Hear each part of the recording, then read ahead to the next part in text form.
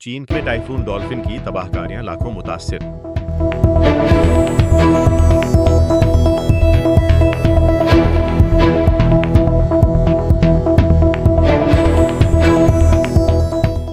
ताकतवर typhoon dolphin ने शदीद बारिशों और तेज हवाओं के साथ तबाही मचा दी। तूफान के बायस मुख्तलिफ इलाकों में 1 मिलियन से जायद अफराद को महफूज मकामात पर मुंतकिल किया जा चुका है, जबकि कई इलाकों में सैलाब और लैंडस्लाइडिंग का खतरा बरकरार है।